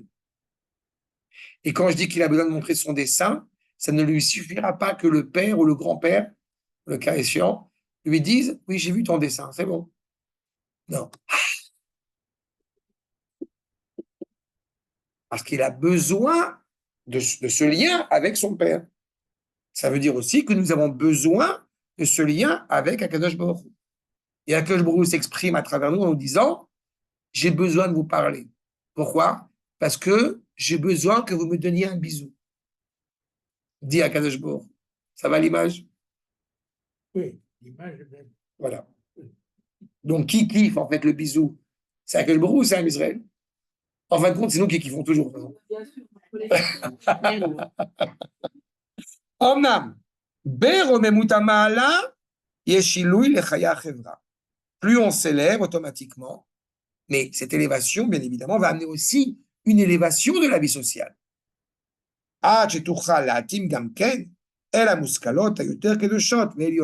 Je répète, on ne veut pas se couper de la société. Il s'avère que de temps en temps, à travers l'histoire, cela est une nécessité pour ne pas perdre de vue le projet, l'aspiration. Mais quand des personnes d'une telle dévotion, d'une telle érudition, d'une telle grandeur viennent, on veut dire, entre guillemets, descendre dans la société, automatiquement, ça fait élever la société. Bon, c'est quand même beaucoup plus intéressant, comme dit une expression bien connue, si tous les hommes pouvaient se donner les mains, si tous les hommes pouvaient se donner la main, et que les abrutis pouvaient lâcher la mienne. C'est quand même beaucoup plus intéressant d'être des gens. Moi, je ne donnerai pas la main à tout le monde. Hein. Ça veut dire que, non, mais on aspire à pouvoir se donner la main. Mais il est certain que c'est quand même beaucoup plus gratifiant, au Hachem, d'avoir des discussions qui ont un sens ou d'avoir des gens qui ont de la valeur. Et là, en l'occurrence, encore des gens qui sont tellement investis dans l'avenir et dans l'absolu de notre peuple. Donc, automatiquement, ils peuvent élever la société avec. Comme on a dit, jusqu'au moment où leur grande sagesse eh bien, pourra convenir, animée par cette sainteté supérieure, elle pourra convenir à la société. Ce qui n'est pas le cas au moment de Rabbi Shimon.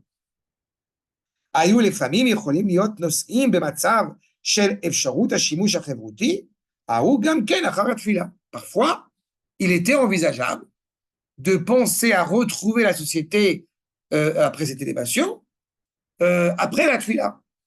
On pouvait retrouver. Parfois, ça arrivait, il y avait des moments comme ça. Kolzman, tant que ce sentiment justement divin, animé par l'esprit éclairé, s'est élevé,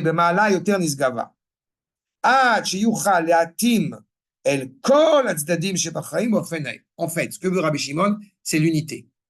Si le monde est prêt à vivre la vérité, tout va très bien. Comme le monde n'est pas prêt à vivre la vérité, eh bien, ça ne va pas. Il y a une tension, il y a une scission. Et parfois, il y a eu des moments d'éclairage. Comme dans la semaine, on a le Shabbat. Comme dans Chodesh, on a le Rosh Chodesh. Comme dans les fêtes, on a ça. Comme dans Israël, on a Lévi, on a Cohen. C'est ça. Et comme dans le Ham Israël, on a Rabbi Shimon. Pas oublier qu'on va chanter Bezrat Hashem jeudi soir, quand on chante le chant de Bar Yochai, on dit Neessa Adam Be'avurcha. C'est-à-dire qu'en réalité, Adam, c'est Rabbi Shimon. C'est cette idée-là dans le chant qui a été composé par un maître libyen. Un maître Mekoubal de Louvre. Le fait est, c'est que. Voilà.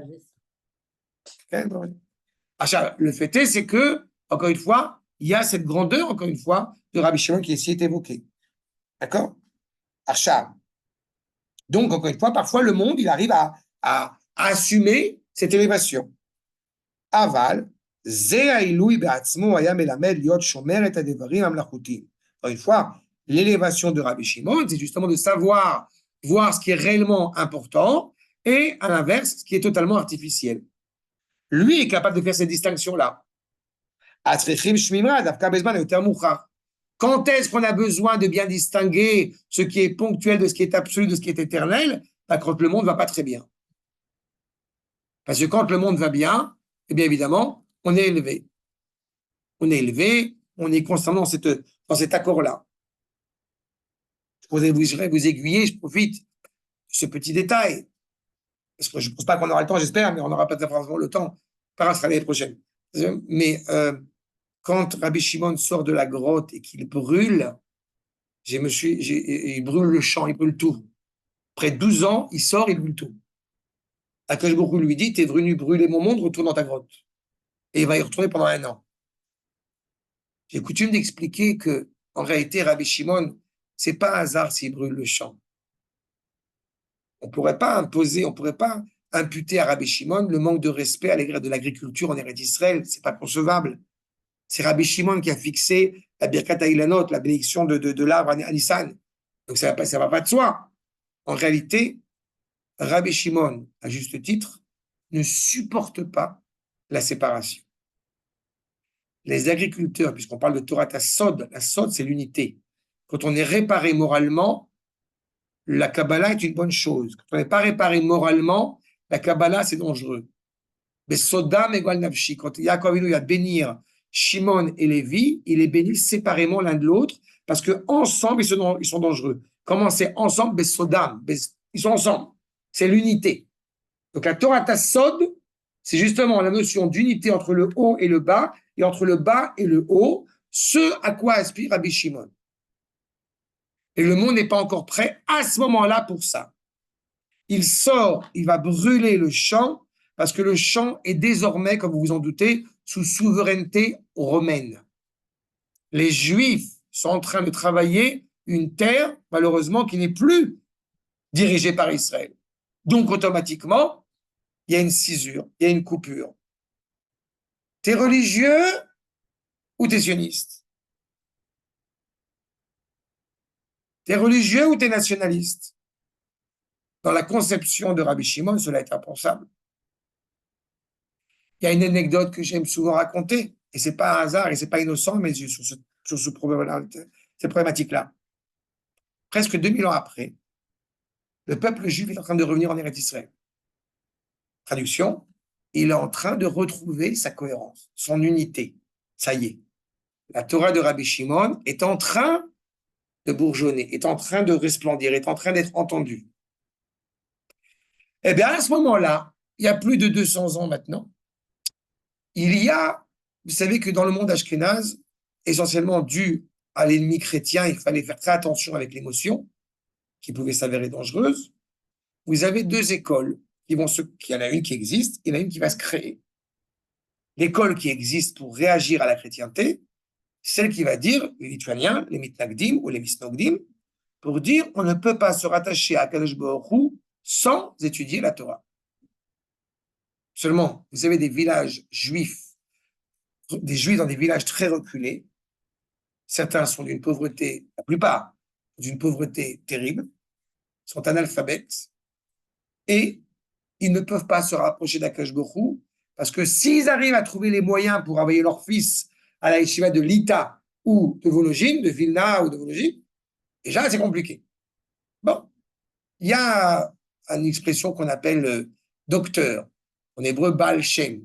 C'est une expression médicale, entre guillemets. On va guérir les populations là où on est. Bien, il y a un juif qui s'appelle Rabbi Israël Baal Shem Tov, qui va parcourir toutes ces régions et qui va essayer d'expliquer aux juifs que vous pouvez vous rapprocher d'Akadosh Baruch Hu malgré tout. D'abord, une fois par semaine, mettez un vêtement que vous êtes genre les plus riches du monde. Mettez un vêtement, servez à Akadosh Baruch Hu joyeusement. Vous n'avez pas à manger chez vous, mais vous allez porter la redingote, le shtraïmel, vous allez... Oh, les princes. C'est ça le sens originel de ce vêtement-là. Les Juifs, ils n'ont rien mangé, ils sont d'une pauvreté, ils ont le moral totalement à sec, mais une fois par semaine au moins, et quand il y a les fêtes, on est beau. Mais c'est tu Attends, une seconde. Je poursuis. Excuse-moi, David, une seconde. Et en plus de ça, vous allez vous rattacher au Rébé, à la cour du Rav. Le Rav, il va vous transmettre, il va vous rassurer. L'avantage, c'est que vous n'êtes plus pauvre, vous n'êtes plus dénué de tout. L'inconvénient qui va se produire par la suite, c'est qu'on n'existe plus en tant qu'individu, on existe uniquement en tant que communauté. Et puis, certains vont adopter cette Torah du Baal Shem Tov, et des gens qui sont profondément érudits, et aussi des gens totalement ignorants qui vont faire du grand n'importe quoi. Les chassidouyot qui vont demeurer jusqu'à aujourd'hui sont issus de maîtres extraordinaires, fondés, je le rappelle, sur des villes en Ukraine, en Pologne, en Russie, la ville de Lubavitch, la ville de Berdichev, la ville de Kotsk, la ville de Vitebsk, la ville de Gour, tu vois, plein de Admorim, plein de maîtres qui vont naître de cela. Rabbi Levi Yitzhak de Berdichev était Dayan à Berdichev. Rabbi Menachem Mendel de Kotsk, Rabbi Menachem Mendel de Vitebsk qui a monté en Israël, Rabbi Nachum de Tchernobyl. Et le Chassidut, aujourd'hui personne ne le sait. Enfin si, les gens qui connaissent le savent. Il y avait une Chassidut qui a été fondée à Tchernobyl. Et malheureusement, évidemment, vous dites bien que toutes ces écoles-là aussi, une grande partie d'entre elles ont été totalement décimées pendant la Shoah. Il y a l'école de Vizhnitz. À Haïfa, vous avez la Chassidut de Vizhnitz. Le dernier, vous savez qui c'est le dernier élève qui a été, que le Hadmor a vérifié s'il connaissait bien la Mishnah ou non. Vous savez qui c'est? Le dernier élève qui a grandi dans la Chassidut de Vizhnitz d'antan et qui a été testé par le Hadmor de Vizhnitz, c'est Elie Wiesel. C'est là, il était la Chassidut de Vizhnitz. En Roumanie, ok. Donc vous avez comme ça tout un ensemble d'écoles. Pardon? Non, de Vizhnitz. Le Rabbi Menachem Mendel de Vitebsk, il est monté à Tibériade, il est monté en Israël. Avec une extrême pauvreté, il est monté en Israël. À la base, il était monté avec le Balatania, et le Balatania, il s'arrêtait à court de route. Rabbi Tzadok de Lublin aussi. Non, Lublin. C'est là? Tlemcen? Non, c'est pas les mêmes. En tous les cas, c'est né dans ce cadre-là. Le fait est, c'est que malheureusement, pourquoi je vous parle de ça? Parce qu'il y a eu des guerres terribles entre les Mitnagdim, les Lituaniens, le Grand de Vilna, et les Chassidim. À tel point, comme j'ai coutume de le rappeler, que l'Admour Hazaken, il a fixé un psak halakha que vous n'avez pas le droit de vous réjouir à la mort du Grand de Vilna. Et vous vous rendez compte que s'il a eu besoin de dire un psak pareil, d'accord? Il a fait. Je reprends mon propos. Le peuple juif revient en Eretz Israël. On retrouve l'unité. Et ce qui m'émeut profondément à chaque fois de le rappeler, c'est qu'on a un juif qui est né dans cette période-là, qui a commencé à se développer, et il a un père qui est lituanien. Son père, Mistaget, donc lituanien, il a épousé une jeune femme, Chabadnikit. Les Mitnagdim ont épousé les Chassidim. Qu'est-ce qui est sorti de cela? Le Rav Kook. Et je trouve ça très émouvant. Et à mes yeux, peut-être vous dire c'est du vent. Je pense que, quand j'ai demandé cela, et je me rappelle ces années, j'avais demandé ça au Rav Shir Kitsa, il avait confirmé à ses yeux aussi, c'est pas innocent. D'accord? C'est pas un hasard si ça arrive maintenant. Quelle va être, j'ai envie de dire, la lecture extraordinaire du Rav Kook, et on le voit bien. C'est pour ça que je me casse les dents très honnêtement à vous traduire, et Eliette qui parle bien l'hébreu, elle voit bien à quel point j'essaie d'être le plus précis possible. C'est l'alliance extraordinaire du lyrisme, de la poésie et du rationnel, et de la raison. C'est exactement la Torah de Rabbi Shimon. Et c'est pas hasard si nos maîtres insistent en disant plus on va étudier la Kabbalah, plus ça va faire avancer la Géoula. On est en plein dedans, c'est pour ça qu'on est en train de le voir. C'est ça qui sort. Sauf que je répète, à ce moment-là, le monde n'est pas prêt encore pour ça. Le monde n'est pas prêt pour cette Torah de Rabbi Shimon. Donc il est important de bien distinguer les deux. Le moment où on va prier, le moment où on va étudier. Il est important de ne pas perdre de vue le moment présent, mais de ne pas s'y attacher. On ne veut pas que le moment présent devienne illusoire, devienne nul et non avenu. On ne veut pas que les vêtements s'usent. Vous voyez le lien? Donc on va les mettre de côté pour se rattacher à l'éternité. Quand le monde sera prêt, il vivra, j'ai envie de dire, le présent de l'éternité. Mais au moment où Rabbi Shimon et au moment où le peuple juif va errer en exil pendant 2000 ans, évidemment, il n'est pas encore prêt. Parler d'unité entre le haut et le bas quand on est en France, ça serait impensable. Ce n'est possible que en Eretz Israël. D'accord? Regardez la suite. Tu voulais poser une question? Je voulais dire que tous les exemples que tu cites depuis que je connais, parce qu'ils sont tous askénazes. Il n'y a pas une histoire séparate. Le monde séfarade, le monde séfarade n'a pas eu besoin de cette controverse entre les chassidim et les mitnagdim. Le monde séfarade n'a pas eu besoin de cela parce que dans la communauté séfarade, il n'y avait pas l'affrontement avec la chrétienté, ce qui a été le cas dans le monde ashkénaze. Et donc, face à cette émotion dans la culture chrétienne, il fallait savoir comment on réagit. D'accord? Et là, je te rappelle, j'ai étudié le Rav Kook. Rabotai, qu'est-ce qui se passe? Et c'est tombé à côté? C'est pas tombé chez nous? C'est pas, les Juifs n'ont pas. Très bien. Donc, parce qu'il me demande pour acheter à Séfarad. On a bien compris que dans le monde Séfarad, il n'y a pas ce problématique-là.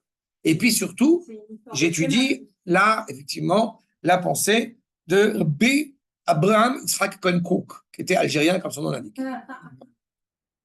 Zé Ilouy Beatzmo, donc je reprends, d'accord? Il faut garder les choses. J'avance un peu parce que j'avais déjà lu ça.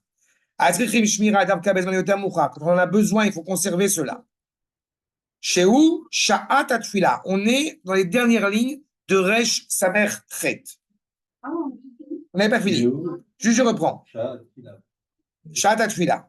ואז היו נשמרים גם כן מפני שהיו נאותים אל המצב הנפשי שלהם.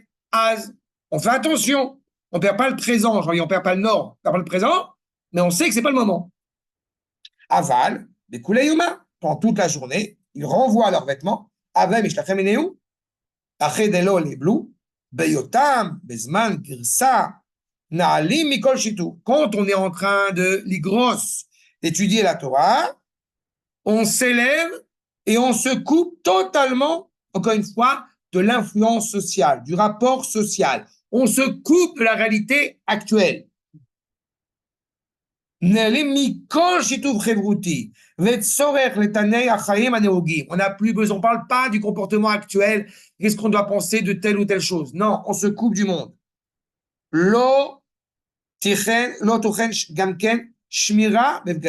ne garde pas les vêtements. Avoir des vêtements, c'est un surplus. C'est du, comment on dit, pas du plusé, superflu. Superflu. Parce qu'on n'est que, encore une fois, sur ce rapport à l'avenir. Alcan, c'est clair?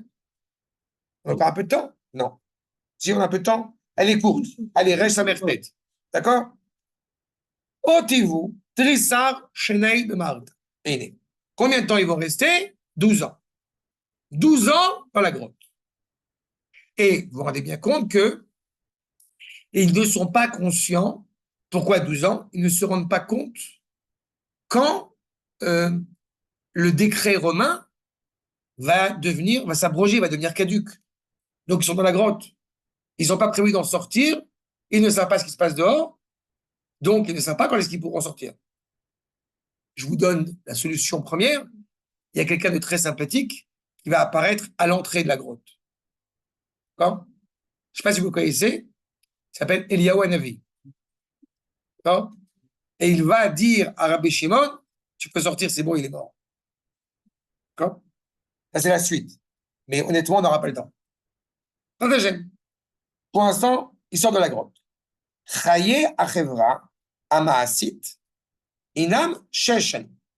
La vie sociale qui est ainsi cohérent, elle est de 6 ans. Pourquoi 6 ans? Parce qu'à 7 ans, exactement. À 7 ans, on remet les comptes à zéro. 7 ans, c'est l'année de Shemitah. Donc, exactement, Shemitah Ksafim, etc. Pendant 6 ans, on a une cohérence, encore une fois, une société qui réside. Voire plus, après 50 ans, on raconte même, on leur rend les maisons, les propriétés aux gens qui avaient perdu leur maison, etc. D'accord?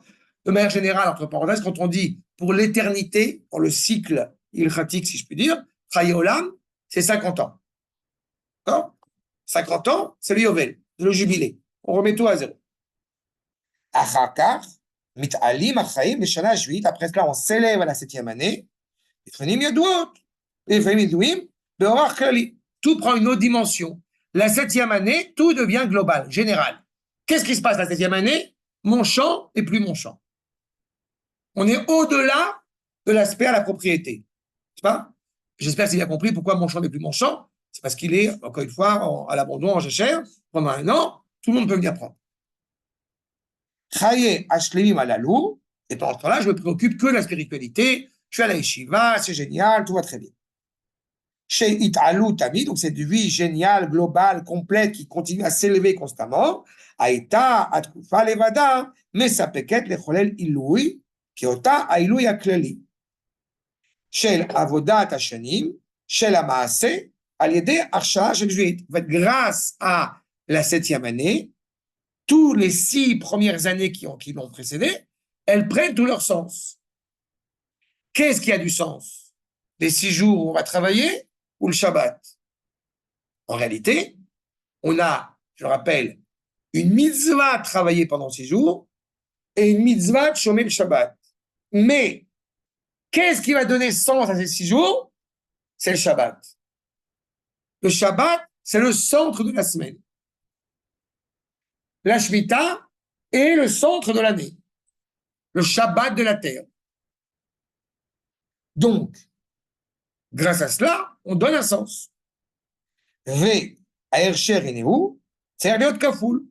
Pour vraiment s'inscrire, encore une fois, profondément, j'ai envie de dire, dans le sens de l'histoire, dans le sens du monde, eh bien, nous avons une dimension sociale doublée. Aliyat Tzdadim Ayunim, Anidrashim, la klal, kol hashelot, shebechol alichot hachaim.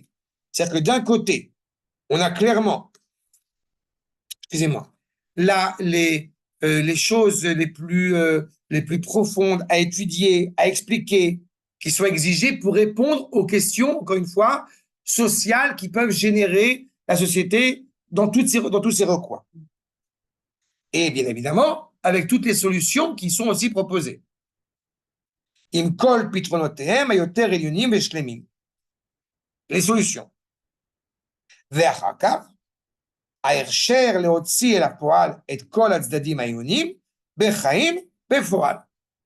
a des questions essentielles qui doivent régir la société. Pour pouvoir d'abord essayer de comprendre les problèmes et surtout parfaire la société, il faut, on l'avait vu avec Rabbi Shimon, il faut se mettre en retrait du monde, étudier de tous les côtés, ce que faisait aussi le Sanhédrin, ce que fera aussi le Sanhédrin, et après apporter des réponses concrètes aux problèmes du monde. D'accord? Donc, d'abord, on a des questions, après, on a les réponses, et puis, en fin de compte, au bout du compte, il faut les transformer en actes. Il faut que ce soit concret maintenant. On ne fait pas de la philosophie. Aliedei atosefet anisgava, pour réellement apporter une réponse, elle ne peut pas se contenter d'être une réponse, encore une fois, rationnelle, intellectuelle, ponctuelle. Elle a pour vocation de s'inscrire dans l'éternité. Donc, animée par la spiritualité, par la volonté d'Akadosh Baruch Hu, la force lumineuse d'Akadosh Baruch Hu. Les Ziv et Lyon, Ziv, c'est donc la diffusion de cette lumière. Anim Shachelen, c'est bon. On a compris le problème. On a posé la question, on a posé la bonne question. Souvent, on juge l'intelligence de quelqu'un, pas en fonction, n'est-ce pas, de la réponse qu'il donne, en fonction de la question qu'il a posée. Donc d'abord, on a trouvé la bonne question, qu'on apporte une réponse cohérente, aidée par Akadosh Baruch Hu. Donc, ils vont être 12 ans, Alken, au Tivou. Donc 12 ans dans la grotte. En quoi cela, ce que dit le Rav, ça répond à pourquoi 12 ans dans la grotte. Aïta tfila, mechabertam lechaya chevra beruach. Grâce à la prière, on est rattaché à la vie concrète de la société dans son souffle, dans son esprit. Je m'explique. Quand on pense à la tefila, eh bien, ça nous permet de cibler qu'est-ce qu'on veut vraiment. C'est que si, c'est toute une tradition qui dit que si effectivement il y avait besoin d'un sidour ou non, a priori, on pourrait se tourner vers Akadosh Baruch Hu, dire ce qu'on veut et tout va très bien. Non. Parce qu'on s'est rendu compte, plusieurs problématiques. L'une d'entre elles, c'est qu'on s'est rendu compte que quand quelqu'un il va prier tout seul son sidour, à quoi il va penser? À sa maison, son jardin, sa voiture, je ne sais quoi d'autre. Naturellement. Alors qu'en réalité, ou alors éventuellement, mais c'est du flanc, que le monde aille bien, qu'il n'y ait pas la guerre, qu'on aime la paix et on aime les enfants. Et après, tu te fais dire Miss France, bah, au prochain. D'accord? Mais en réalité, on se rend bien compte de l'absurdité du propos. Qu'est-ce que dit le Sido? Qu'est-ce que dit la Tefila? Elle te dit, elle t'oriente vers l'édification d'un palais de justice à sa juste mesure. Le rassemblement des exilés, la construction de Jérusalem, la Parnassa, parce que c'est aussi important, d'avoir l'argent pour subvenir à ses besoins et aux besoins du peuple tout entier, etc., etc. Donc, ça veut dire que la tefila, elle est dans le concret, mais elle donne un sens aux demandes que tu vas formuler. Une fois que tu as fait la tefila, tu vas aller travailler. Tu vois?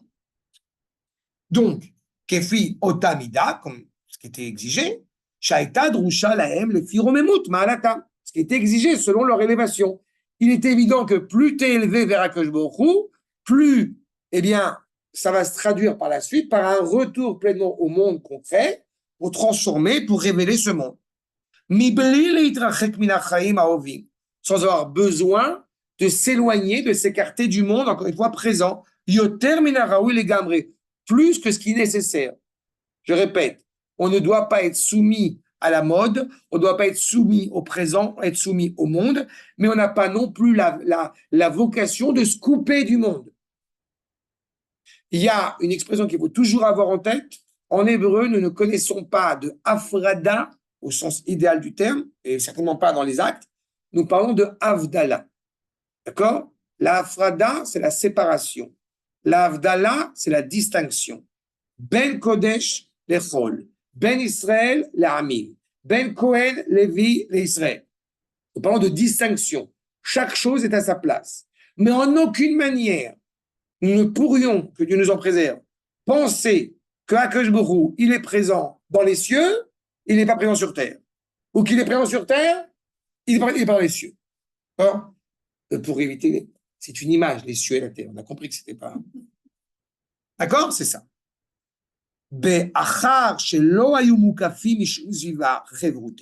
Puisqu'il était entouré d'aucun phénomène social, encore une fois, autour d'eux, chez les chaverim, d'amis, qui vont les influencer, à mashpiim, yachas à la kara, shel achayim amasim, encore une fois, pendant 12 ans, ils n'ont pas œuvré pour travailler la terre, pour construire, pour être ingénieur. Il n'y a pas de smartphone dans la grotte.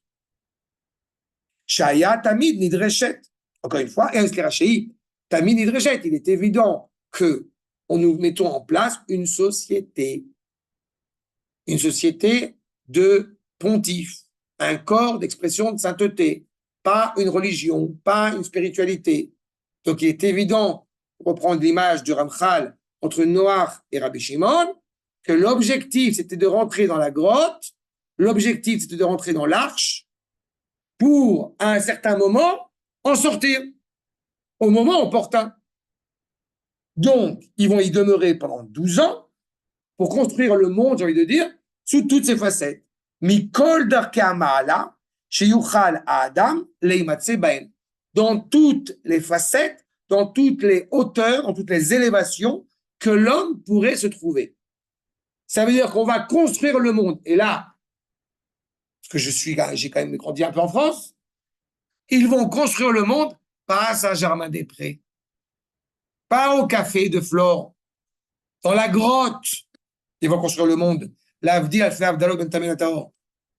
Et quand ils sont dans la grotte en train de construire le monde, il y a une vraie décision. On a posé le problème. On a posé la réponse. On est prêt à assumer clairement la vérité du monde tel qu'il doit être. C'est clair? Et au bout de ces 12 ans, bien évidemment, va venir Eliyahu Hanavi et leur dire, vous pouvez sortir. D'accord? La suite, Bezrat Hashem, l'année prochaine. J'ai une question. Bechavod. Je peux- Est-ce qu'on- Ils sont restés 12 ans. Quel? Ils sont restés 12 ans, donc 2 fois 6 ans, parce qu'ils n'avaient pas besoin de ce 7e élément, comme tu dis, le 7e jour, la 7e année. Ils étaient déjà dedans, tout à fait. Ils n'en avaient pas besoin, donc 6, ça suffit. Exactement. D'accord? Merci. Oui, Ouais, pourquoi j'ai dit merci. l'année prochaine? Parce que je ne veux pas perdre Shirachirim que nous avons, je ne veux pas perdre Rav Kook qu'on va quand même reprendre pour ça, et c'est pour entrer dans Rabbi Shimon. Mais rassurez-vous, il y a déjà, Baruch Hashem, je crois, 5 cours qui existent sur tout cette truc, Spotify, YouTube, Baruch Hashem, et je vous promets, j'ai pris sur moi de reprendre l'année prochaine. Dis-moi. T'as raison. T'as raison. Merci beaucoup. Tu as fait un cours sur le- C'est clair? Shalom Kol Tov. L'Akbar Sameach. tu as fait un cours sur- Baruch Hashem. Merci.